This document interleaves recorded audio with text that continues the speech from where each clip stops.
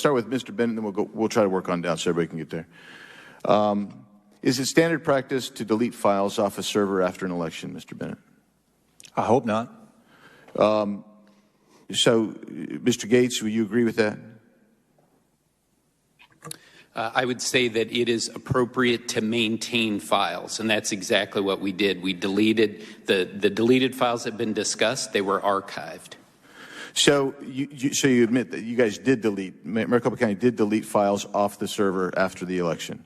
That are archived.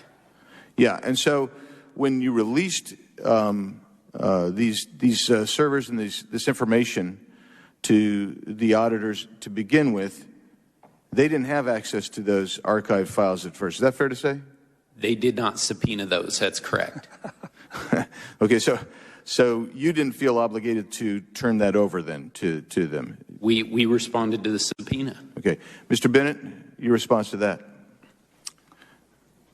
I find it, frankly, laughable to suggest that a county, in response to a subpoena, could say we will delete files from the hard drives and materials that we give to the auditors because we have those files archived on data that we did not give to the auditors when the subpoena said turn over all the records related to the election.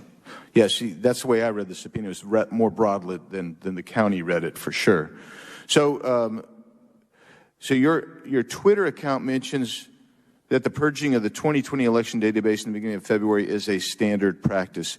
Can you please confirm for me that that's what you do for all elections? After all elections, that you do that? I cannot confirm that for you today, but we can certainly get you that answer, Congressman. Thank you, Mr. Chairman. Can you confirm that today or not? I really can't confirm that either today. I just know that because there is limited space on these servers, when you have to run another election, then you have to make room for the additional election data. So was there additional? Was there still? Well, let me just rephrase this. If that is the standard practice, which is kind of, I don't think you guys are saying that you know for sure, but the chairman just intimated that that's the case. Can you explain to me why data was still present for prior elections on the databases in and of itself?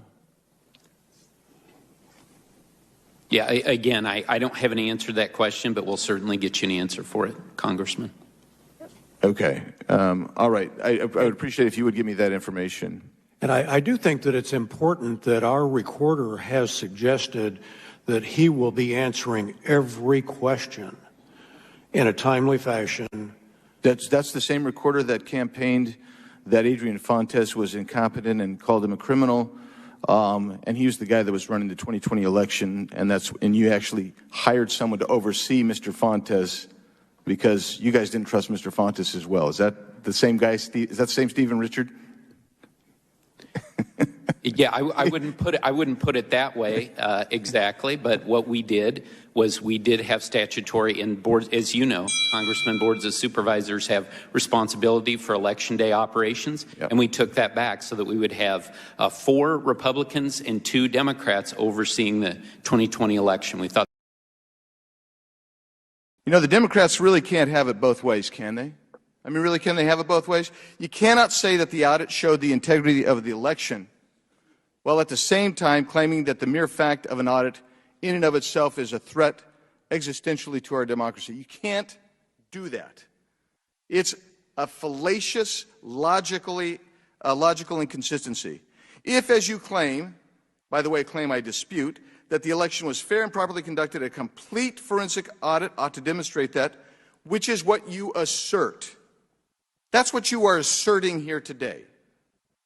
But at the same time, you're saying, well, while the audit confirms what we think it did, when you cherry pick some of the statements from the audit report, you're also saying that an audit undermines the election integrity. Do you see the inconsistency of your position?